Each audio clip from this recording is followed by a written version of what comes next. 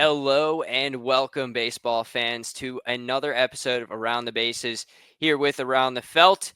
My name is Caleb Dean. I'm here with Reagan Loescher. Reagan, I am so excited that it is almost baseball season again. It's my favorite time of the year. Baseball makes everything better, man. Yes, it does. Yes, it does. It definitely compensates for your team sucking in other sports. But I'm excited. Let's go Yankees, baby. Let's go Yankees. Let's go Mets. Let's go Mets. Get that Yankee shit out of here. Anyway, so we're here today. We're going to be talking about the offseason, this past offseason. We're going to be talking about the big moves, the big headliners, and we're also going to be diving into our predictions for some awards, Cy Young, MVP, Rookie of the Year, all that type of stuff. So you guys sit back, relax, and listen to us talk some ball here. And let us know in the comments, do you have conflicting opinions with what we say? Do you agree with us? Let us know. Let's hash it out in the comments, yeah? Like Anyway, that. I always love when people comment on it. Let us know how wrong or how right we are. Just, give us something. Give us something. Spark some debate in the comments. I'm sure you guys are going to disagree with a lot of what we have to say. yeah, we don't actually know ball at all. We just pretend to. No. Psych. All right, so let's get started. The biggest headlining free agent signing this offseason, Juan Soto, New York Mets. Biggest deal in professional sports history. 15 years, $765 million. That's a lot of money, Reagan. And this deal contains a full no trade clause. $75 million signing bonus. That's unbelievable. $75 million for writing your name on a piece of paper. That's insane. And there's no deferred money. The Mets aren't the Dodgers. Steve Cohen, he whips out his checkbook and he writes real checks. There's no deferred money. There's none of that credit shit going on that the Dodgers are doing. And get this, Reagan. I don't know if you actually knew this, but after the 2029 season, the Mets can boost the annual average value of the salary to $55 million per year. It's currently at $51 million, which will make the contract worth $805 million. Juan Let's Soto is go. I'm that's so happy for him. I mean, bro, he deserves every penny of that, man. I felt bad for the guy.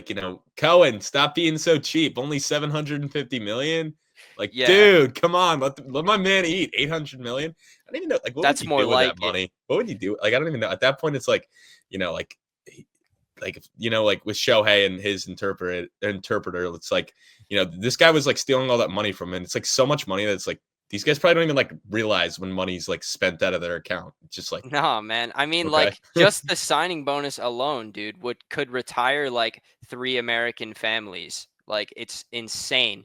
And I think the craziest part is that Juan Soto is going to be 42 years old when this contract is up. He is signed to the Mets for the next 15 years. He's currently 26, going on 27. I think that's just crazy. I mean, people are talking about whether this is an overpay or not. I'm of the opinion that it honestly may be an overpay here, but not right away. I think the first 5 years of this contract will be ideal for the Mets.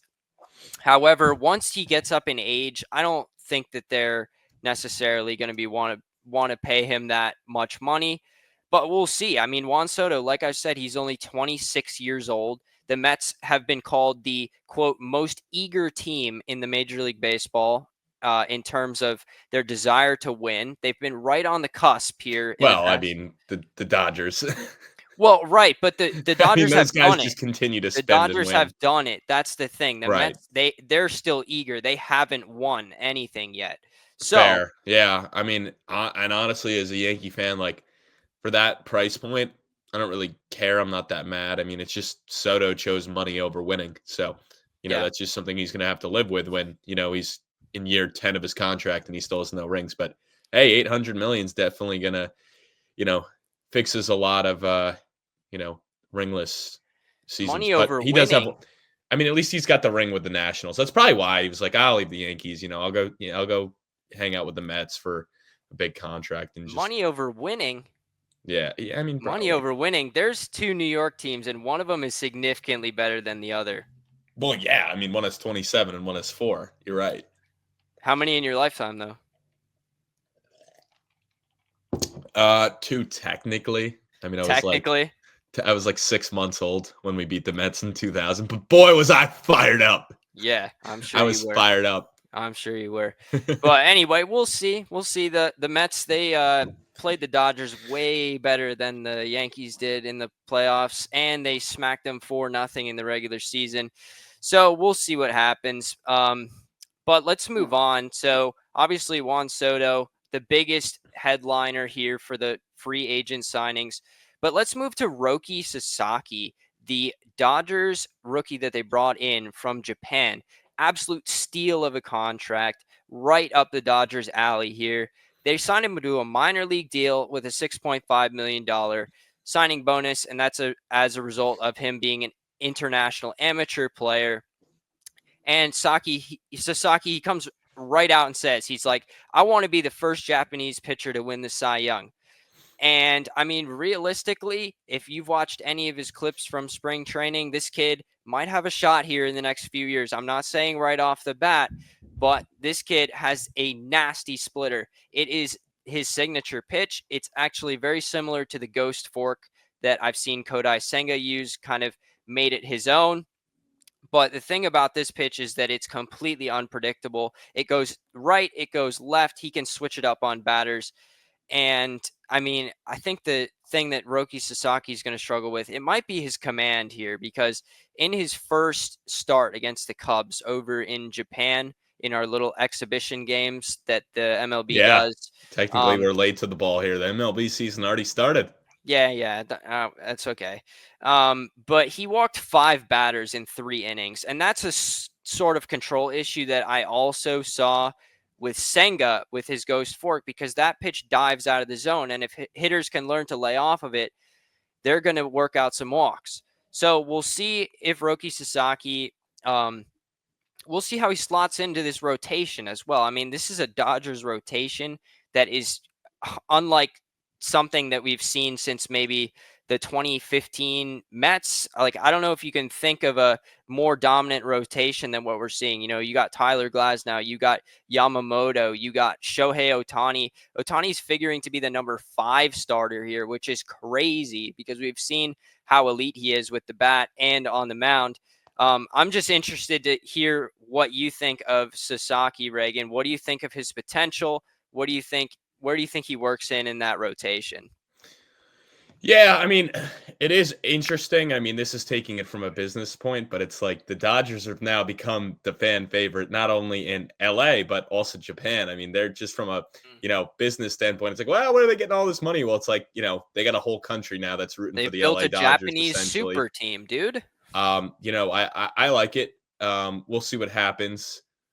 Obviously we've seen some pitchers come over from Japan and struggle right away. And then there's other guys like, showed up with the Cubs that are just dominant right away. Mm-hmm. And then obviously his teammate Yamamoto, struggled last year at the gate. So it's always interesting coming over there from the Japanese league and those guys that also come from the KBO, some of those leagues out in, Japan, Korea, China, all those places, good pitching out there, good competition.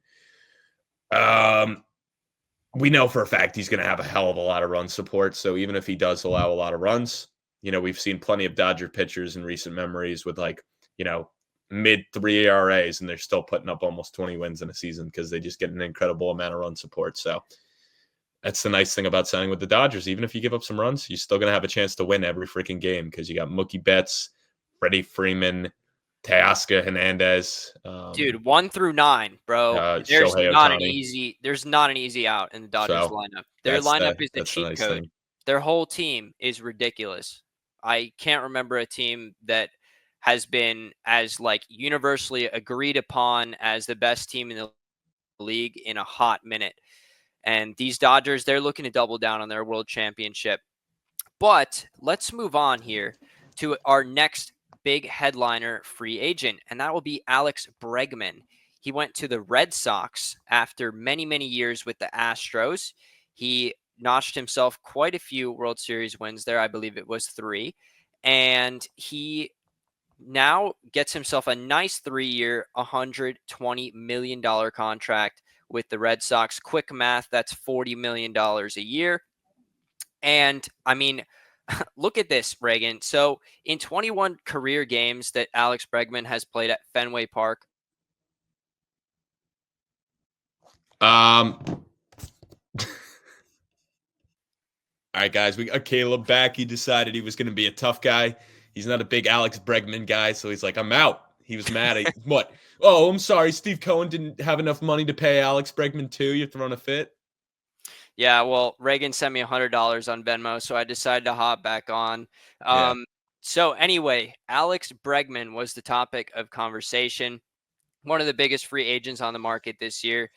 3-year, $120 million contract with the Red Sox. As I was saying, in 21 career games at Fenway Park, Reagan, which will now be his new home ballpark, Bregman has hit 375 with 7 home runs, 9 doubles, 15 RBIs, 24 runs, and a 1240 OPS. You know, it's a pretty small sample size, but people are saying that Alex Bregman's swing is kind of built for Fenway Park. It's very interesting. It's going to be very interesting to see how Bregman performs. He's kind of had a inconsistent last few years. We see him play like an MVP candidate, and then he kind of falls off into a average middle of the road player. But I'm of the opinion that Alex Bregman just needed a change of scenery. I have big things in mind for Alex Bregman this year. What are your thoughts about Alex Bregman joining your natural rivals up in Boston? I like the move. I mean, obviously I hate it as a Yankee fan, but just from like a baseball fan and what Boston's trying to do, I like it.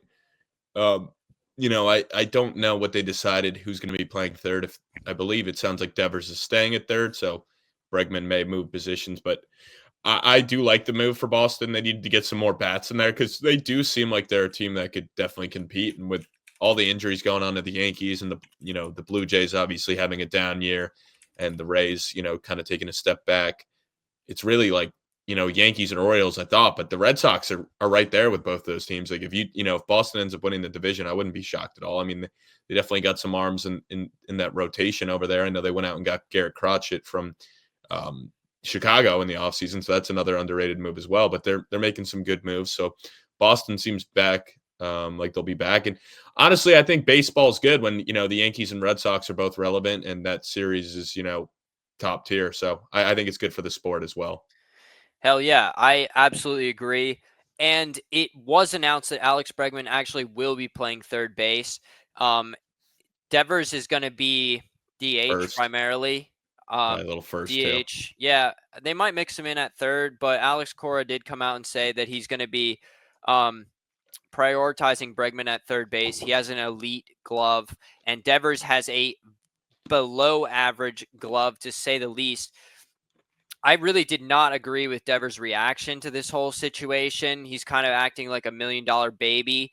Like, come on, bro, just move over. You're not that good of a fielder. Like, so Devers. Yeah, he's a good hitter. He's a better hitter than Bregman, but Yeah, he's definitely absolutely. not. But He's definitely not a better fielder. you can't account for his like minus 34 outs above average at third base. Like, that's not that's not good. Bregman is a positive fielder. He's a +6 outs above average fielder over at third base. Like, it's just the best thing for the team to play Bregman at third base, like 100%. I get Devers. He has the pedigree with the Red Sox, but like, I'm sorry, bro, you're gonna have to DH or you're gonna have to move over. Like, there's a new kid in town playing third base, and it's Alex Bregman. Another notable move for the Red Sox was Walker Buehler. I'm not going to spend a whole lot of time on this one, but it's notable because he's on a 1-year deal worth $21 million, and Buehler. Everyone who's been paying attention to baseball, they know that he used to be an elite pitcher, right? But ever since he's come back, ever since he's come back from Tommy John, he just hasn't been that guy anymore. However, his playoff performance was good enough that it convinced the Red Sox to take a flyer contract on him. So that's what we're dealing with here. It's definitely a good add to their rotation. We'll see if Buehler holds up his end of the deal. But yeah, like you said, the Red Sox, little scary. We'll cover more of that when we get to our division prediction here in about a week or so. But anyway, another Red Sox player. The Red Sox have been active. The Red Sox pick up Garrett Crochet on another team-friendly deal. Crochet, he signed a 1-year, $3.8 million deal. That's it. This 25-year-old, he has a huge potential to increase his stock value this season. Huge, huge potential. And he's a Cy Young candidate on paper. We'll see how that plays out in reality. Wait, what was the contract? 1 year, $3.8 million. Hold on. How did he go for that cheap? Maybe. Hold on. I might have that wrong. Garrett Crochet contract. I can't believe that. I just said no, but Yeah. like after what he did last year, how the fuck? Yeah. What? Okay. Yep. According to sporttrack.com, 2025 payroll salary $3.8 million. Garrett Crochet, starting pitcher, Dude, 1-year deal. He was really good last year. I mean, having, for what he had to deal with, he still had a 3.5 ERA and he showed a lot of flashes. He was didn't he like almost lead the league in strikeouts too? Yeah. He led the league in strikeout percentage by a wide margin. So I don't know. I mean, I would think a guy who leads the league in strikeout percentage with over 200 strikeouts would warrant, and at that age would warrant more than a 1-year like kind of prove it deal. Like for 3.8 million, I mean, fuck, I'd take him over Walker Buehler in a heartbeat, and you're getting him for 5 times less or 7 times less, 6 times less. Yeah, I mean it's the definition of a team-friendly deal, man. I just don't think he has that sort of pedigree in the league yet, like Walker Buehler does. But... I mean, so referencing that statistic, Garrett Crochet's his strikeout rate was 35.1%, which is nuts. That means he's striking out over 1 out of 3 batters. But yeah, so I mean, I think he's going to be the spearhead of this rotation for the Red Sox, which, if I'm a Yankees fan, I'm a little bit scared. There's something brewing up in Boston. And Crochet, he's continued to dominate in the spring. He's pitched to a 0.57 ERA. Like, guys they just can't figure him out yet. And he's struck out 30 in 50 2/3 innings, which is nuts. So, I mean, I'm interested to see how he fares against the stacked AL East opponents. He's going from the AL Central, which is kind of a different level of competition there, into the AL East, which is the focus of a lot of baseball fans, a lot of money in the AL East. And now Crochet, he's found himself right in the middle of it, fighting for a division race. Yeah. No, I mean, it's definitely, Boston's making the right moves right now. So I just can't believe that that's what they gave him. Come on, Yankees. What the fuck are you doing? Speaking of the Yankees, we'll move right on over to Max Fried, who signed an 8-year, $218 million contract with the Yankees. And in my opinion, that's a little bit of a long contract for a pitcher who's had some injury problems. However, you can't really ignore Max Fried's stuff. I mean, he could easily be the number 1 starter, especially if Cole continues to decline. I think Cole is on the decline at this point in his career. Last year, Max Fried, he tied for the MLB lead with 2 complete games and 1 shutout, ranking 2nd in ground ball percentage. 59% of his batted balls were on the ground, which is a huge statistic for an effective pitcher. And then opponent slugging percentage against was only .315, which was also 1st in the National League. So, I mean, honestly, the only question is here, can Fried stay healthy, and can he be that guy for the Yankees? How do you feel about this signing, Reagan? I like it a hell of a lot more now that we lost Garrett Cole. I mean, I liked it at the time anyway, but now, I really like it because, Cole's out for the year. Yeah. Gil, or I think it's Gil is how you pronounce it. It's Heel, I believe. Or Heel. Yeah, Heel.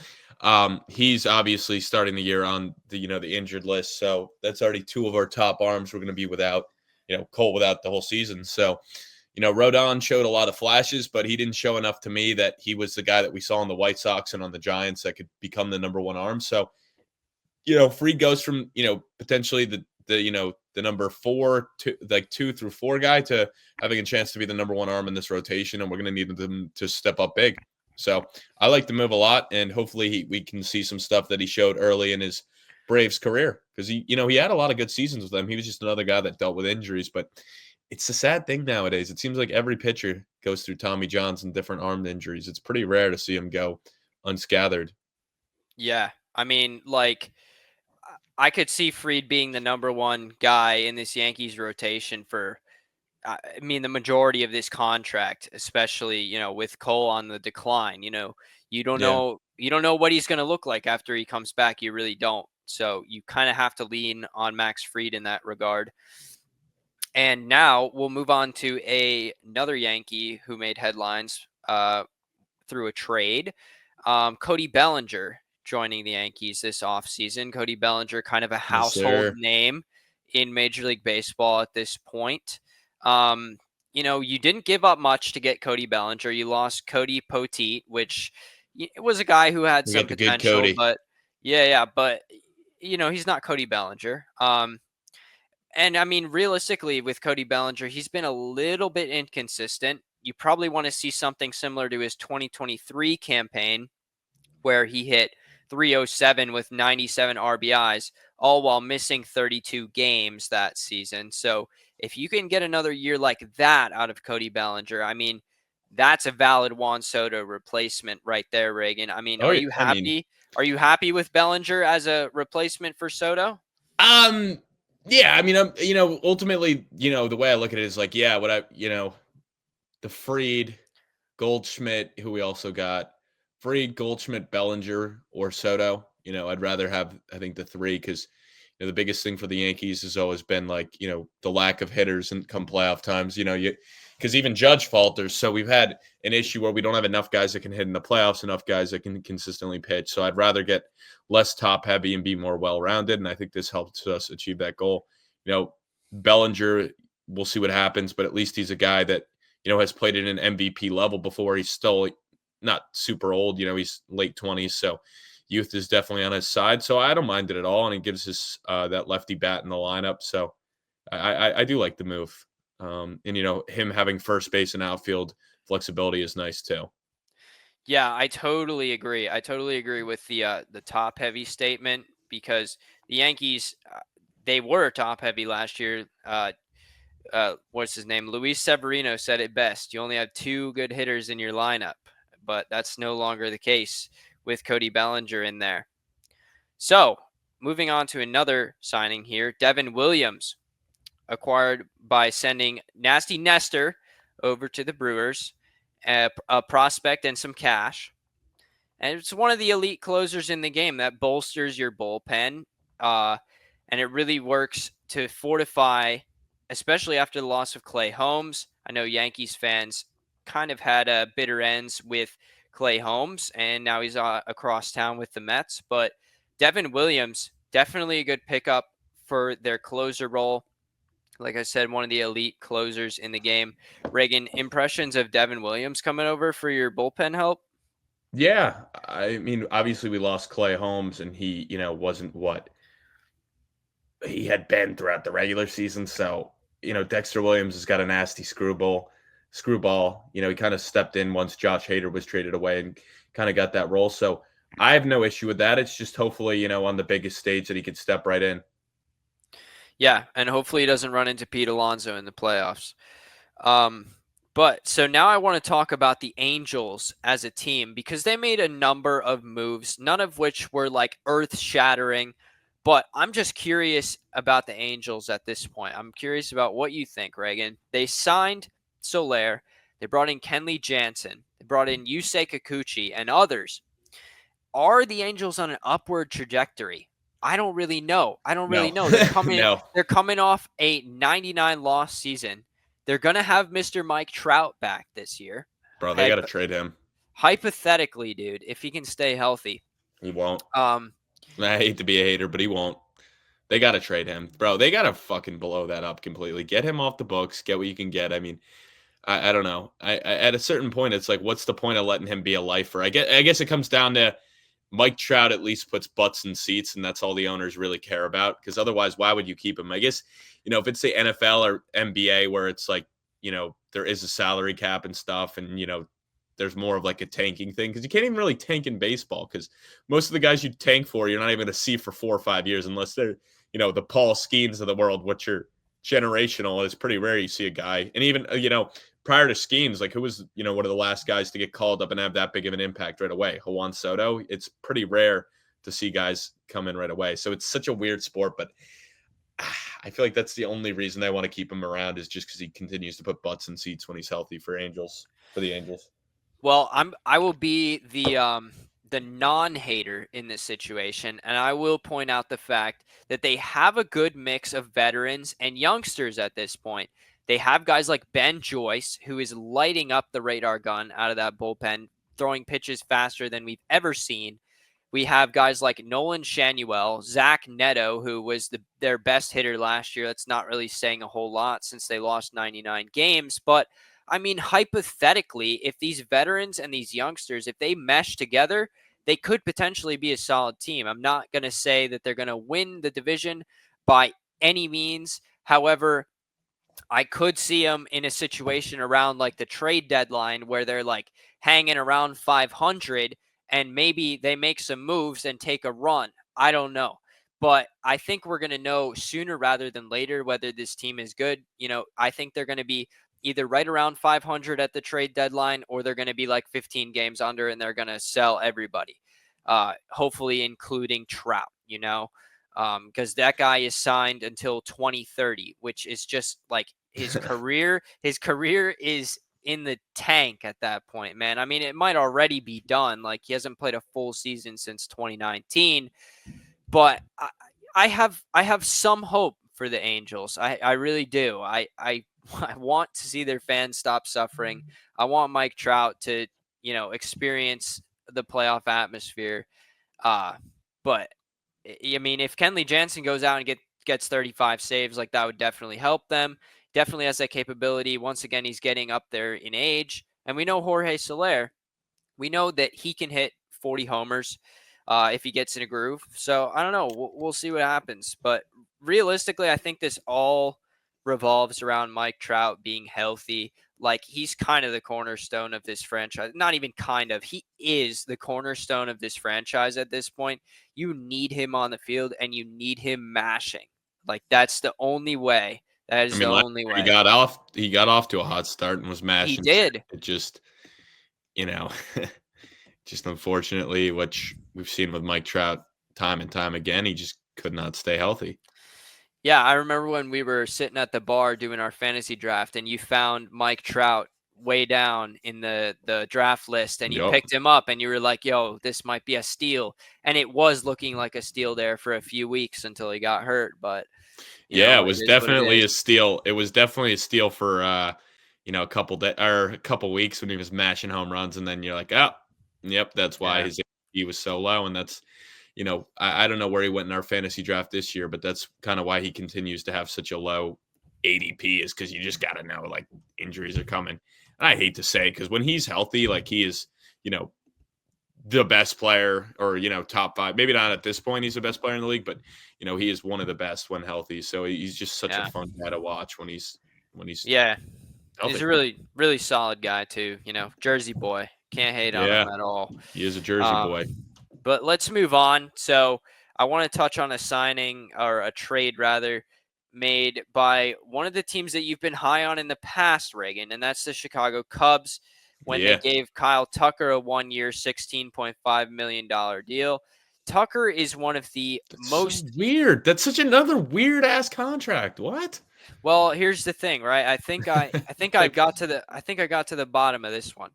Kyle Tucker is one of the most underrated players in baseball. He could be making a whole lot more than $16.5 million. On a 1-year deal too? What are you doing, Yankees? Like, yeah. I mean, you could say, what are you doing, Mets? Like, there's so many teams. Like, I can't believe that. Yeah. But Tucker, he's put up a 145 OPS plus, equivalent to an 888 OPS over the last 4 years. That's crazy. That's really freaking good. And I mean, if he can continue his success, then he'll seek a big contract this next offseason. I'm kind of interested in why he didn't get that this year. Yeah. However, this could be just another opportunity to increase his stock even more. A solid rotation. He's going to slot in nicely on the offensive side of things.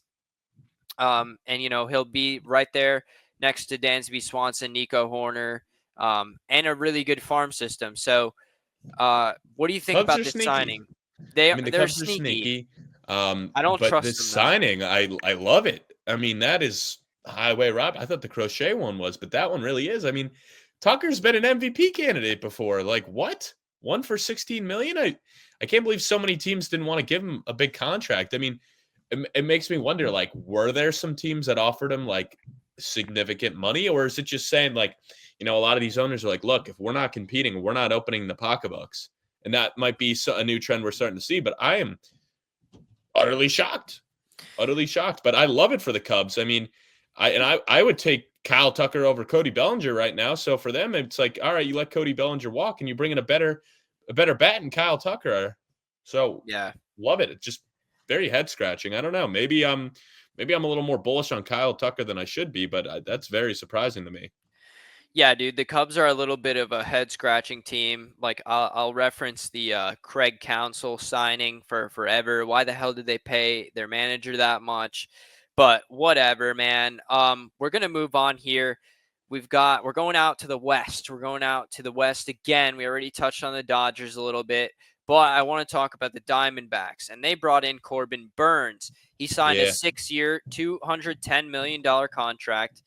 And he's going to slot in nicely to that rotation. Honestly, the Diamondbacks rotation is pretty good. filthy, Definitely, filthy. definitely top 10. You could argue maybe top 5 in baseball. You could argue number one. I mean, You yeah, could. I mean, you Zach, could. between Corbin Burnes is a guy that's won the Cy Young. Zach Gallen's a guy that's been a runner up for the Cy Young. Merrill Carroll's very good as well. Is Eduardo Rodriguez still there as well? I mean, Yeah, he is. that's a pretty good rotation. I'm not saying that they're the best, but you could definitely make an argument like that. I mean, you have a Cy Young winner and a guy in Zach Gallen who I think will eventually win a Cy Young. He's been one of the top pitchers over the past couple of years, and Merrill Kelly's no slouch either. So as your number 3, it's just staying healthy. I mean, it sucks that what's his face? I'm blanking out now. The Yankee pitcher that was, they brought in and just got rocked over and over again. I mean, that and then he happened to joined him. Rodon, but No. He was on the Diamondbacks last year, and he was also on the Rangers. Wait, Montgomery. Yes. Like, it sucks he didn't work out, because then it would have been an even better rotation. But after he kind of left the Yankees, he just wasn't the same. Yeah. So I'm looking on MLB.com right now, and they have the Diamondbacks ranked 5, which is probably exactly where I'd put him, honestly. Like, and dude, the thing with Jordan Montgomery, like, I'm so happy for the Diamondbacks they didn't sign him long term, dude. Like, yeah. I'm like, that was such a terrible, terrible year. I don't know what happened to him. Yeah, they had him in the bullpen by the end of the year. Yeah, and as of 2:34 today, Montgomery is actually out for the entire season with Tommy John. So, well, that might be why he was struggling so much. I mean, that definitely does affect pitchers. If you have, that elbow stuff going on, it makes a huge, huge difference. So, yeah, I mean, he had an ERA over 6. So, yeah. I mean, Corbin Burnes, 6-year, $210 million contract. That seems really, really good, because to me, Corbin Burnes, he's consistency. He brings consistency. And to back that up, I mean, you didn't find consistency in Montgomery, but last year you saw Gallen took a step back. Yeah, you did, but I think Gallen has the ability to bounce back. I'm not really too worried. Oh no, there. I do too. Last year for Burnes, though, with Baltimore, he posted a 2.92 ERA, elite, over 194 and 1/3 innings, which is quality production. That's a full healthy season of pitching right there, and that's his 3rd consecutive season of going 190 plus innings. So, I mean, if you're the Diamondbacks, you're happy, and obviously you just have to pray to avoid injury, because honestly, with the rise in Tommy John surgeries, giving a pitcher this many years, it could end up going against you. But I'm actually confident in this one. I'm happy with this 6-year signing from the Diamondbacks. I mean, you can make a case that you can make a case that Corbin Burnes has been the best pitcher over the past 5 years. I mean, the Easily. dude's had a sub 3 RA in 4 of the past 5 seasons, and he's won over 10. I mean, the one year he got hurt, but he's been a double-digit win pitcher all those years with low ERAs, high strikeouts. Winning the Cy Young with the Brewers, obviously, and dominating there. And then with the Orioles, he steps right in last year and is a Cy Young candidate as well. So, and he was first team All MLB last year as well. So, I mean, and he's actually been an all-star during that span. He's been an all-star for those 5 years, and the only one he wasn't when he got injured. So you really could make a case that he's been the best pitcher over the past 5 years. Yeah, and I mean, it raises, man, I just kind of feel bad for the Diamondbacks because they're always going to be looking up at the Dodgers this entire season, Yeah. I think. I mean, unless they come out and surprise everyone and the Dodgers underperform expectations, I think the Diamondbacks and the Dodgers are going to create a great rivalry here in the next couple of years. I mean, we've already And the Padres are still around too. Yeah, I think the Diamondbacks are better than the Padres at this point, though. Yeah. Like the battles that the Diamondbacks and the Dodgers have had in the playoffs as of late, those just resonate with me for that sort of rivalry that's building over there. But I'm a big Diamondbacks advocate. I really hope that they can dethrone the evil villain that is the Dodgers. You know what I'm saying? And they obviously 2 years ago they were in the World Series. Last year, just I feel like they kind of got fucked with how it worked out because they really got screwed over with that rain delay and the Mets and the Braves. Came right down to it, dude. They got screwed over because if that doesn't happen and they have the Mets and the Braves has to play both games normal and they're not able to sit their guys in the second game knowing like, hey, we're already in, so who cares? That kind of screwed them over. But it's the MLB. I mean, it still sucks when you win almost 90 games and don't make the playoffs. But another, obviously they lose for Christian Walker, but they brought in Josh Naylor. So, that's an upgrade in my opinion. It's interesting because, Walker's a big power bat, a lot of home runs. Naylor obviously had a ton of RBIs last year, not a ton of home runs, but I believe he ended up having a career year. I'm almost positive he had over 100 RBIs last year with the Guardians. He definitely had a career year. Let's see. Yeah, he had. I mean, he is a power. He had 31 home runs. 31 home runs. That's plenty. 108 RBIs. I mean, the year before he had 97 RBIs and 17 home runs, and he's a guy that's batted over 300 before. So he should hopefully, bring some more consistency to the middle of the lineup, and that's kind of why you got Suarez. The biggest thing for me with this team is you just need Corbin Carroll to go back to his rookie year and that MVP form because he had a very bad year last year and it took him too long to really snap out of it. But he was in a slump for 3/4 of the season and finally tried to click together. But that's why I stood away from him in fantasy baseball. I'm like, bro, I can't be spending a top 2 pick on this guy after last season. Yeah, it was very interesting how his ADP was still up there. I mean, people believe in a resurgence from Carroll. I'm one of those people, but anyway, we'll go over all of this when we go over our division predictions and individual team breakdowns. But I want to move on to our next signing here, Blake Snell. We're staying out west. 2-time Cy Young Award winner, signs with the Dodgers.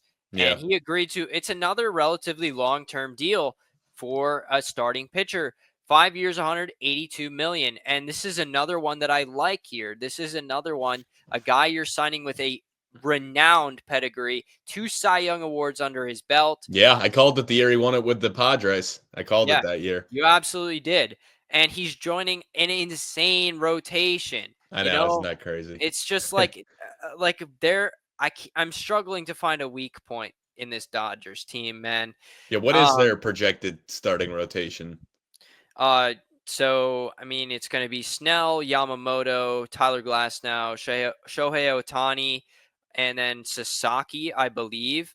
So is Kershaw just done? Like did he retire? I'm not sure. Dude, he wasn't listed. I don't think he's retired, man. I don't know what's going on with Kershaw. I can find out here in a few minutes. But here's another thing that gets even crazier, dude.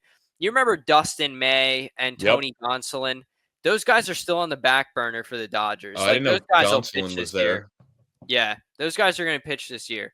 And one guy goes down, the next guy steps up for the Dodgers. Then they're going to be equally as elite.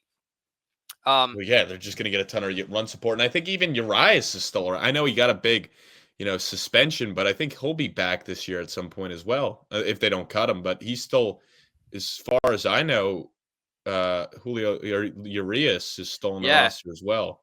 yeah. So, which who knows? But, we don't get no more details there. But, oh, no, it looks like he's not. I'm sorry. No, he's not. I figured he wasn't.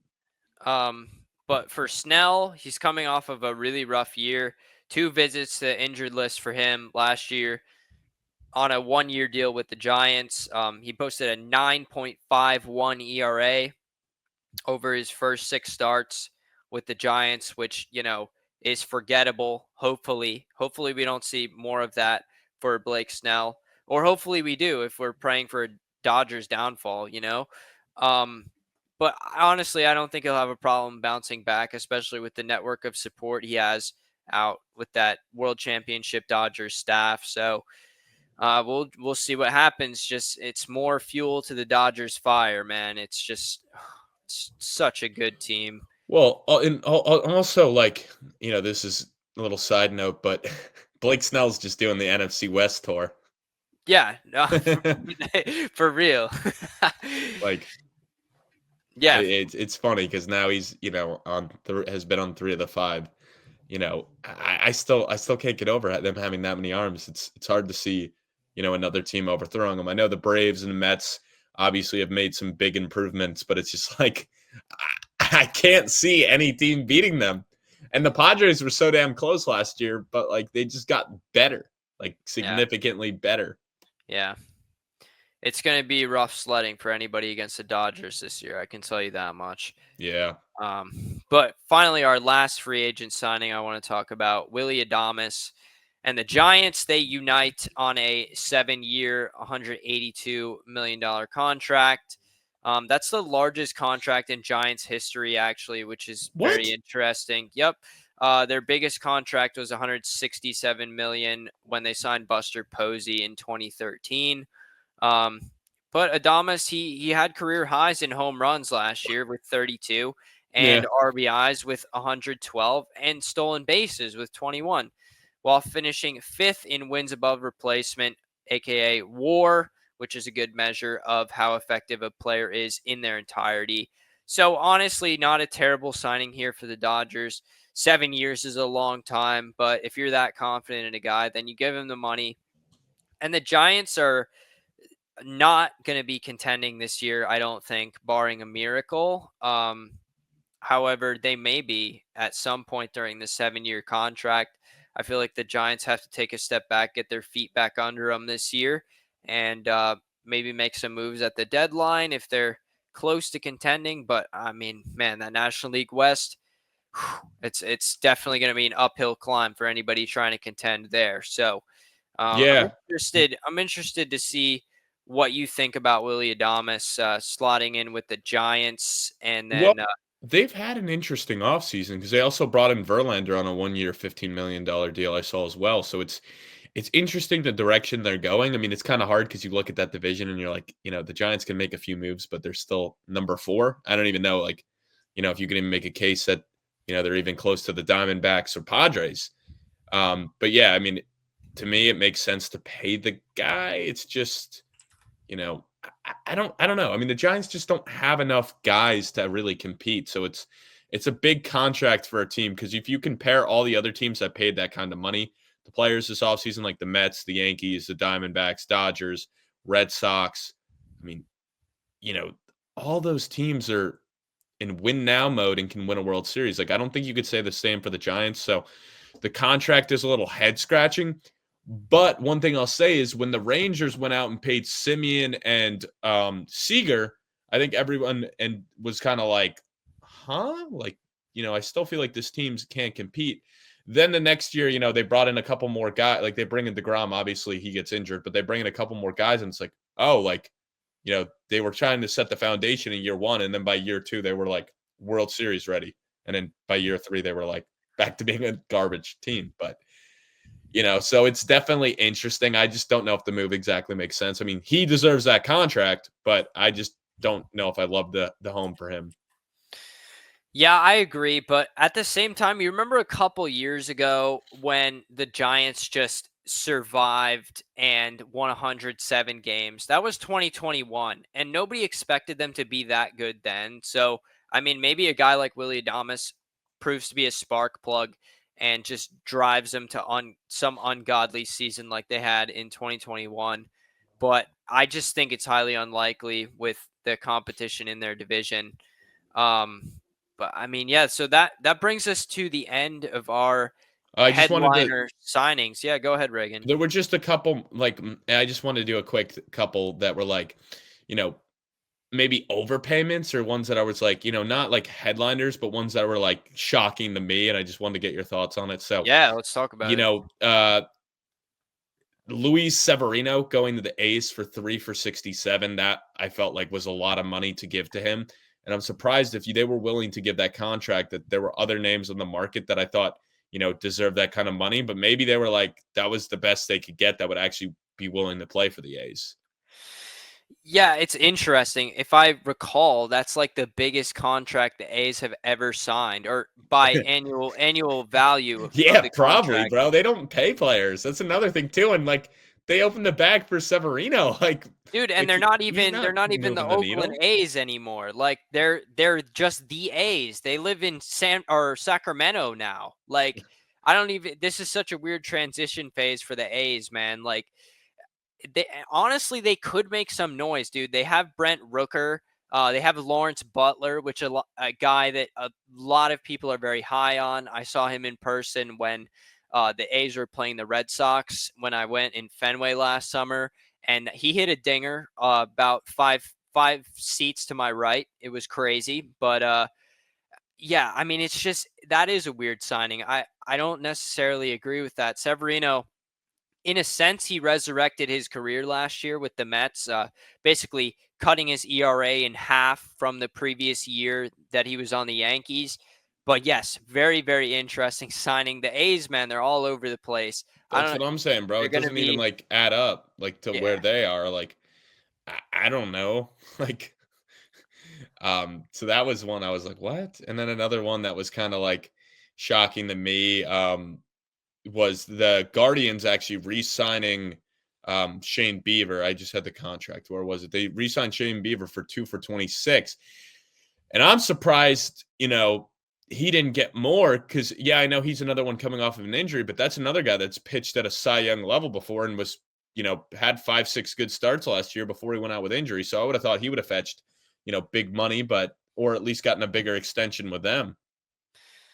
yeah. I mean, what was the contract? 2 years, 2024, you said? 26, 13 a 26, year, which is 13 a year. Yeah, not that's a much. steal. That's a Bro, like steal. Frankie Montas got 2 for 34 with the Mets. Are you telling me you would rather, Shane Bieber for 2 for 26 or Frankie Montas for 2 for 34? Are you kidding me? No, you're absolutely right. Like what? And Matthew Boyd 2 for 29 with the Cubs. Like what is going on? yeah, yeah. I think the Cleveland Guardians, they're a crafty franchise. Clearly, bro. I don't know what they're feeding these guys that coaxes them to agree to the contract, but maybe they got some real good home cooking going on over Bro, there. if I'm But Shane Bieber, I'm firing my agent and hiring Frankie Montas as agent. Are you fucking kidding me? well, I Like just think what? it's more of a like Steve Cohen, like money's not an object to him. So he's like, oh, this guy's available. Here's fucking $30 million. Oh gosh. Um, Damn, I didn't realize how many guys the Mets brought in. I mean, they paid Mania, they paid Holmes, they paid Montas. I mean, they paid and Soto, obviously, but they went out and paid 3 of their starting 5 pitchers in free agency alone. And I yeah. mean Well, Minter too, here's but the he's a relief thing. guy. When Cohen bought the Mets, in what I believe 2019 or 2020, I should know that, but I'm stupid. He said by 2025 they'll have a ring. So this is the last straw in Steve Cohen's mind for him to uphold that promise. Yeah. I mean, when he came in, I was like, "Oh hell yeah, that's like a realistic like thing to say." But here we are in 2025 and they're staring down the barrel of the Dodgers in the National League to try to achieve that. And I mean, we've got 162 games ahead. So Yeah. it's just like I feel like Steve Cohen might be feeling the pressure a little bit to try to do that, but I mean, my impression amongst Mets fans, all the guys that I've talked to up in St. Lucie that I work with, is that we really like Steve Cohen. We like what he's tried to do for the team. We like what he's changed versus what the Wilpons were doing beforehand. So, I mean, I think there'll be a level of grace and forgiveness if we don't achieve a World Series this year. Um, but yeah. Yeah, and one last point I'll make before we wrap this up. I do like what the Tigers were doing with bringing in Gleyber Torres for the 1-year deal, and then bringing back Jack Flaherty. So I think they're going to be a team that's definitely going to be sneaky, or not even sneaky good because they were good last year. But I think they're a team that's going to take another big jump this year. So I like those two signings for them. Yeah, man. I mean, I might, maybe, possibly have the Detroit Tigers winning the AL Central, but we'll get back to that in the next episode of Around the Bases. Yeah. And what we still have to cover here on this episode of Around the Bases. And once again, I really appreciate all of you who are still tuned in here. We're about to hop into our awards predictions for the National League and the American League. We're going to go over MVP, dark horse MVP candidate, Cy Young, Rookie of the Year, and Comeback Player of the Year. So I'll get right into it. So, National League MVP. Everyone's natural reaction is to say Shohei Ohtani. But that's no fun, Reagan. That is no fun. That is no fun. That is no fun at all. So I'm going to go with the second most chalky pick in Juan Soto. Man. Yeah. So my reasoning for this is, honestly, I went back and forth a lot. That's your reasoning? Fair. Perhaps. I've also seen him play in person, though, which is just like right up close next to him. And I don't know, man, there's something different going on this year. But realistically, we'll see. My rationale is that he's entering his prime years of his career. I mean, everyone forgets this guy's only 26, which is crazy. Like, if he continues on his current pace, he's going to be a first ballot Hall of Famer. No doubt about it.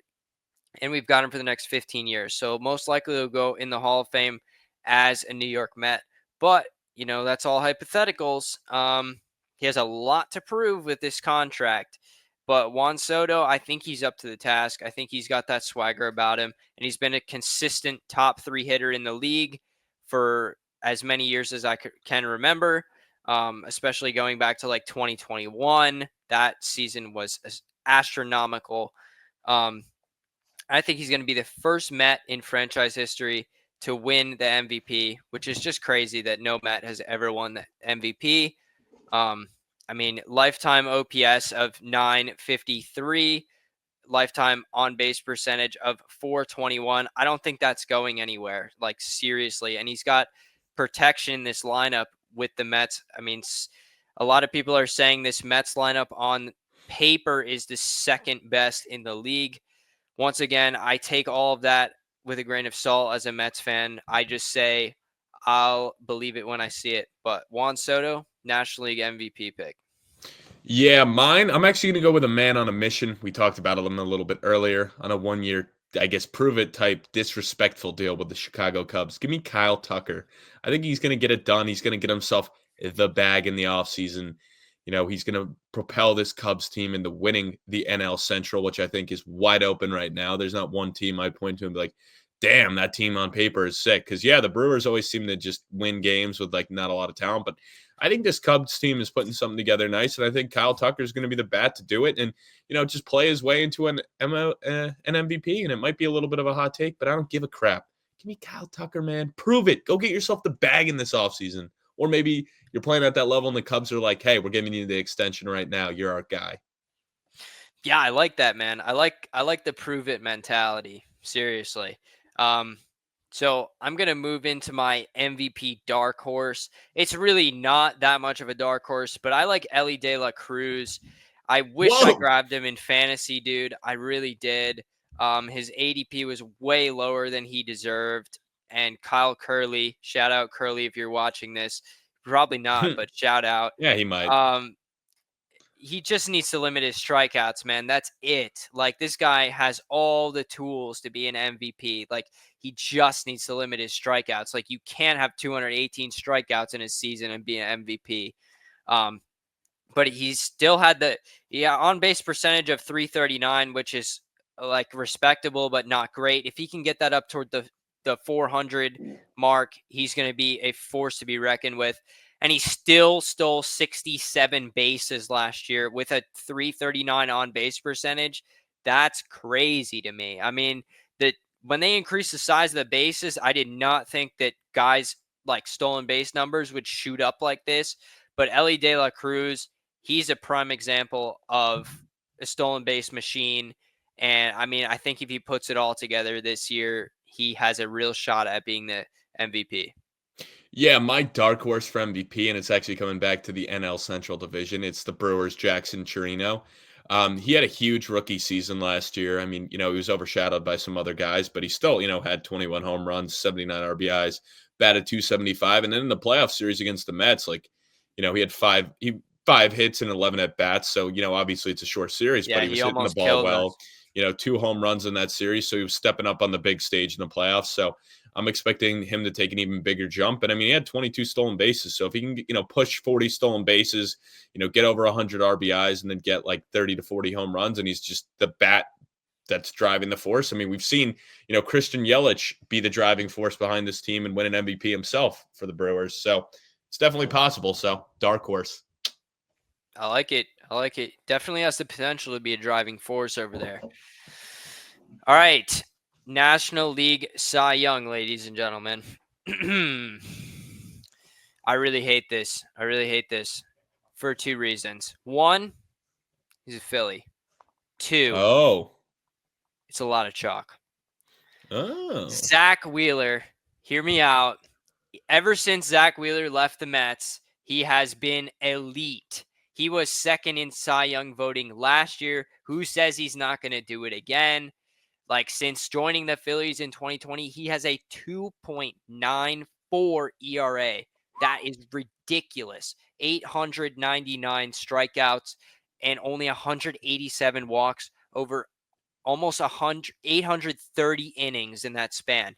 That's consistency. That's Corbin Burnes consistency right there.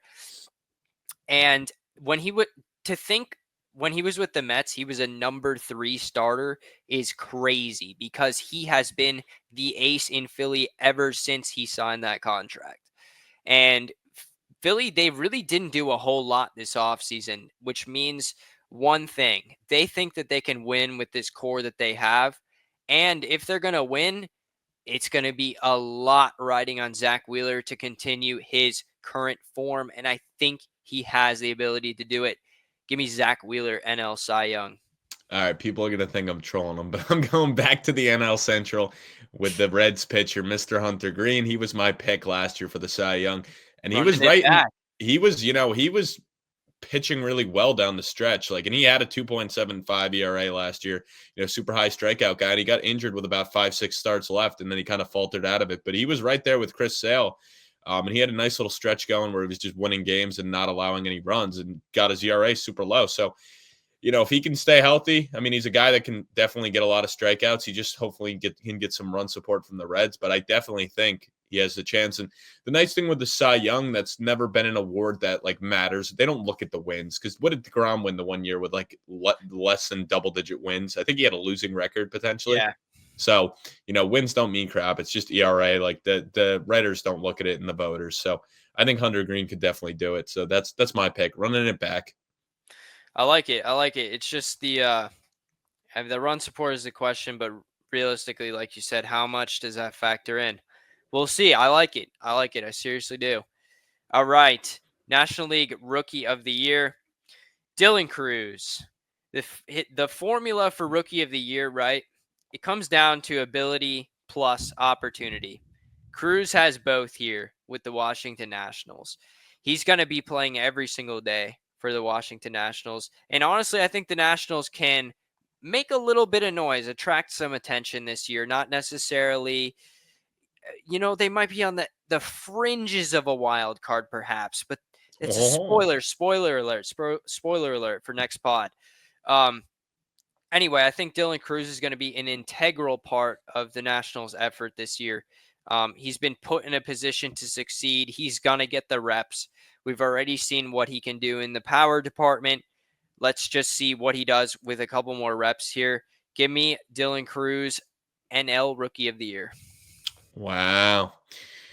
Wow. If only Paul Skeens was still a rookie, I would run it. I would say him, but he's not. So I'll go with the chalk pick here. I'm just gonna go with Roki with the Dodgers, bro. Like he's gonna get so much run support. He's gonna be, probably pushing 20 wins at the end of the season. I mean, he's their big signing, the big gem this offseason. So I'm gonna go with him and just, expect that he's gonna be everything that's advertised and just be a dominant pitcher on a, World Series probably winning team. Yeah, I like that as well. I mean, honestly, that was my runner-up pick. But I just think that Dodgers team is so stacked. I'm not sure if Sasaki's going to get necessarily the opportunity that Dylan Cruz has. So that's why I took Cruz over Sasaki. But yeah, I like that a lot. Now let's move on to a little bit of an interesting pick here. Comeback Player of the Year, definitely interesting type of award. But I like it. It keeps us all informed with who's going to be coming back, who's relevant. I didn't even know they did that. Yeah, I like Kodai Senga. He threw only 5 1/3 innings last year, and he has shown that he can be unhittable. The Mets need him. They need Kodai Senga if they're going to make any noise this season. And with a middling starting rotation, it just makes it all the more important for Senga to be the guy that we saw in his first year in the league. Coming back from injury, Kodai Senga, if he limits the walks and dominates like we've seen, easily Kodai Senga, comeback Player of the Year, maybe Cy Young. Yeah, I don't know about all that. I'll go with either one of two guys. It's either going to be Strider or Acuna with the Braves. Both guys are coming off of major injuries. Both guys are, one's a Cy Young candidate, the other's an MVP candidate. Strider obviously with the TJ, but he'll be back in April, and Acuna obviously coming off the ACL tear, so he'll be back as well. So both guys are definitely candidates. When they prove that they're still at the elite level, I would definitely say one of those two. Yeah, I like both of those picks. I feel like once you have a certain number of injuries, you start to people start to be hesitant. And obviously I hope for these guys that they both come back firing, or maybe I don't because they're on the Braves, but for the sake of human nature and, being a decent person, obviously I don't want anyone to get hurt. But Acuna now, I mean, do you have a question mark around Acuna's durability? No, I don't know. I mean, he's coming off an MVP season the year prior, so I'm not too worried about it. I mean, it's unfortunate, but even if his speed takes a step back, I mean, he's still one of the best bats in the league. So I'm not worried about it. We'll see. I mean, he'll probably take a little bit to get the rust off, but I'm sure, come September, October, he'll be fully ready to go and, gearing up for a big playoff run. Because I'd imagine, whether he's healthy or not most of the season, the Braves will still be in the playoffs. They're too stacked. Yeah.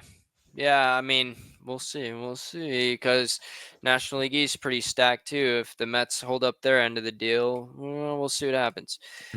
Anyway, I'm going to move on to the American League now. We'll start up top. MVP. Chalk pick. I really threw it around, but I just have to go with Bobby Witt Jr. Are they going to say Aaron Judge? No, it's impossible to ignore what Bobby Witt Jr. is doing at this point. He hit 332 last year, Reagan, which is astronomical. 109 RBIs, 32 homers, 31 stolen bases, and a 977 OPS. Just for reference, that's 11 points less than what Soto had last year. And I feel like Bobby Witt Jr. does not get the same headlines that Soto gets, but put some respect on his name, put some respect on the Royals. Everybody who's watched this podcast knows the Royals. I love them, and that's not changing this year. Bobby Witt Jr., It's a franchise player for the Royals. He's going to be around for years. He's going to be relevant for years. Reagan, who do you got? Yeah, I'm actually going to go with Yordan Alvarez. I mean, they've just lost so many guys. All those like guys that from the cheating scandal are pretty much all gone. There's not a lot of bats there anymore. So, if the Astros are able to stay afloat and make the playoffs, I think he'll be the driving bat behind it. I mean, he's a guy that can hit for power. He's a guy that hits for average. He's just a very good hitter. So he's just got to stay healthy. But I think his bat is going to be a driving force behind the Astros' success this year. That and their pitching. Yeah, we'll see how much success the Astros have. I'm very interested to see with their up-and-coming young core. But now moving into my MVP dark horse, we have an Astros relevant player, a former Astro. I'm going to go with Alex Bregman. I hinted at it earlier for my MVP dark horse. I feel as though Bregman, he just needed a change of scenery. I really think he's going to unlock a new form here in Boston. He lived through the Astros dynasty, and that's over and gone with, I truly believe. And Bregman, he wants to start up a new dynasty with the Red Sox. And the Red Sox turned a lot of heads this offseason. They really did. And like with the amazing numbers I quoted for Alex Bregman at Fenway, take that with a grain of salt. But, I think Alex Bregman has the potential. But I'm not done. There's an honorable mention for my MVP dark horse, and it's going to be Trout. What does Mike Trout have left in the tank? Because you can never really fully count him out unless he's injured. Like we saw last year, he was demolishing baseballs in the early stages of the season. I know he's getting up there in age. I know it seems like he's brittle. But seriously, he's worth a shot on the MVP dark horse. Like, are you serious? He hasn't played a full season since 2019. Say he comes back this year in 2025 and he plays a full season. What is Mike Trout going to bring to the table? That's a huge question mark, ladies and gentlemen. Yeah, my dark horse, and he's a guy that's got to stay healthy, and is a guy who's struggled so far to stay healthy. But with the Twins, Royce Lewis, I really like his bat and what he's been able to do. I know last year he got off to a hot start, then got injured, and then kind of slumped down the stretch. And the year prior dealt with injuries. I mean, he's a guy that unfortunately that hasn't been able to play more than 80 games in a season. But from the small sample size, he's definitely a power bat, can hit for RBI. So I'd really just really want this guy to stay healthy. But I think he's a dark horse, and I think he really is the best bat on the Twins. He's just got to figure out how to stay healthy because he's such a good prospect over there, and I think really can become a star in this league. Yeah, I totally agree. I remember when I drafted Royce Lewis last year in our fantasy draft, and he got hurt right at the beginning of the season, and I just dropped him. And Rodenberger ended up picking him up, got some production out of him later in the season. But yeah, it's just another guy, huge question mark. But now we'll move on. We got AL Cy Young coming up, and I'm gonna circle back to one guy. He just stood out as I'm sitting here researching, deciding my picks. It's just a gut feeling.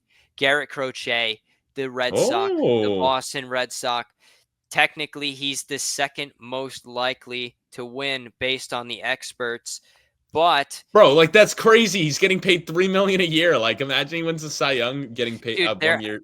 There has you're right. There has to be something wrong about that because when you said that initially, I panicked and I was like, wait, no way I got this contract wrong. But then I looked it up and I saw 3 separate sources that cited that $3.8 million contract. Yeah, he definitely is. So, the Red Sox are working some black magic over there.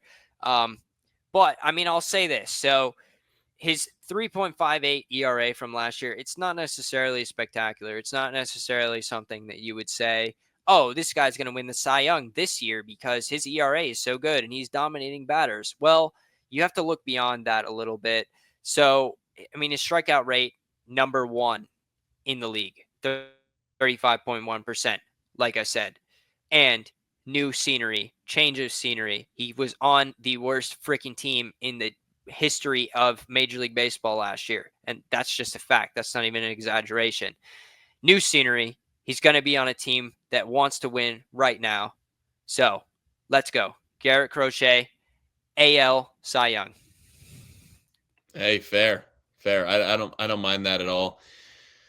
I feel like, with obviously Burnes leaving, Cole going down with injury, it's a little more open than it's been in a while for the Cy Young. But I'll go with I'm just gonna go chalk, bro. I think Scooble's just gonna go back to back, honestly. So Really? yeah, he's just so freaking good. I mean, unless he slumps, but he was unhittable last year. So I am gonna go chalk here. I'm just gonna go with Tariq Scooble. Hopefully, he's not the next victim of an injury. But I mean, going 18-4 last year with a 2.39 ERA, and having just a ridiculous amount of strikeouts. What do you have?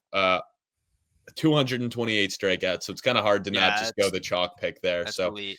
I'm going to go with Scooble. I even think he's a dark horse to win the MVP for the AL. I mean, that's not too bad of a pick, Reagan, especially with the MVP side of things, because the Tigers at this point, they really depend on him. Like, the Tigers do not have the best lineup. So I think the Tigers are going to lean a lot on their pitching here, and Scooble is by far the largest piece that the Tigers have. So Mm-hmm. I really like that a lot. So now I'm going to move on to Rookie of the Year.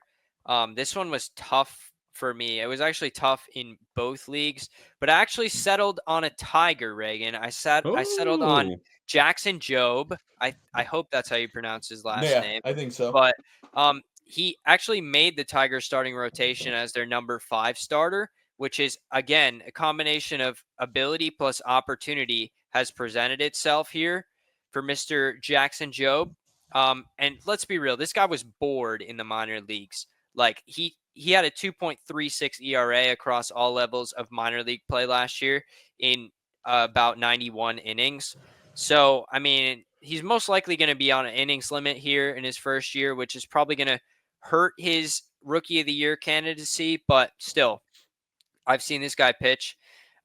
He pumps it in there. And another thing that makes me like Jackson Jobe for Rookie of the Year here in the American League is the prospect promotion incentive that the Tigers have can earn them a extra draft pick if Mr. Jobe Ooh. wins Rookie of the Year or finishes in the top 3 for Cy Young voting before reaching salary arbitration. So that's a little bit of an incentive there. Even if Mr. Jobe struggles a little bit right out the gate, the Tigers are going to give him his fair chance. You know what I'm saying? Because Mm-hmm. they have a little bit of incentive tied to that. So I think the kid's going to get a real shot, and he could be a very viable number 5, if not 4 or 3 option this year for the Tigers, who are going to be dependent on their pitching.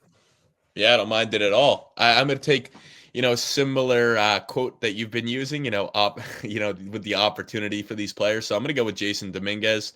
I think he's going to have the opportunity with the Yankees to finally become a full-time starter, especially it sounds like Stanton's going to miss some time. So that's just going to open that much more. Soto's gone. Bellinger, will probably play the outfield, but I would imagine they're going to use him at first. I know we got Braun and Goldschmidt, but I think he'll DH a lot. So I just think there'll be a lot of opportunities for Dominguez to be a full-time starter for this team, whether it's, outfield, DH, whatever it is. But I think he'll definitely get his fair share of opportunities. So I'm excited to see, not only what he can do as an MLB fan, but as a Yankee fan. Yeah, I like that one too, man. Going back to the hometown New York Yankees. All right, so comeback player of the year. This is our last award prediction. This one is near and dear to my heart, ladies and gentlemen. Jacob deGrom, I think he will easily take comeback player of the year. He's honestly a sneaky pick, maybe for Cy Young in the American League as well. We know what Jacob deGrom has done in the past. It's just how much can you really trust the past results in his age 36 season coming off of Tommy John surgery. He's stated here in spring training thus far that he's going to be dialing back the velocity this year, which is honestly good for him. It may increase his durability. However, how much is that going to affect his ability as a pitcher? I know as a Mets fan, anyone who watches baseball knows that Jacob deGrom is an elite pitcher, whether he's healthy or not. He was an elite pitcher. He will be an elite pitcher. So I'm just interested to see how he fares post Tommy John here. But he's gonna be an elite contender here with the Rangers. Everyone's projecting the Rangers very high this year. It's up to the Rangers to reach that projection. However, I think that Jacob deGrom could be a huge contributing factor to that. Even with the dialed back velocity, his secondary pitches are elite. When he was with the Mets, his slider was 92 miles per hour, which is just crazy. So I think that will earn him a much deserved comeback player of the year. I'm really hopeful for Jake, and I think he has the ability to win comeback player of the year. If not, Cy Young. Yeah, I like that a lot. Honestly, DeGrom's a name, we talked about a little bit earlier, but it would be great to see him get back to that, Cy Young level candidate, or at least, a relevant pitcher that you're scared to face day in and day out. I'm going to go with a guy we talked about earlier as well, and Shane Bieber. I mean, he was a guy that we've seen pitch at a Cy Young level before. I think the opportunity's there for him to be the number one pitcher on the Guardians, who, I expect to be a playoff team, and they're kind of a team that always runs out of gas in the playoffs. They're maybe not gas, but out of talent, where it's just like they get outclassed. So Bieber at least gives them another arm that could, put them over the edge there and, hopefully help them advance and, maybe get into the World Series. I mean, I would say the AL is a little bit more open than the NL right now. So, we could see definitely a fluky-ish or like a different team that we haven't seen in a while in the World Series this year. Yeah, I love it. So that does it. That does it here for our first episode of Around the Bases in 2025. I love doing this. I love talking about baseball. I love working in baseball. That's what I do, and that's why we don't get these episodes out as often as I would like, but I will make a concerted effort to entertain you felters throughout this baseball season, and I'm so glad that Reagan joined me. Reagan, I'm hyped for this fantasy baseball season. And listen, guys, we run fantasy baseball every year. If that's something that you're interested in for next year, make sure you hit us up because we want to get a full league. We only have 10. We wanted 14 this year. So just keep that in mind. Keep that in mind. We are looking for new contenders in Around the Felt fantasy baseball. But that just about does it from us here at Around the Bases. Thank you for listening. If you made it all the way to the end, you are a real one. Smash the like, drop a comment. You know the drill. Peace out. Yes, sir. Peace.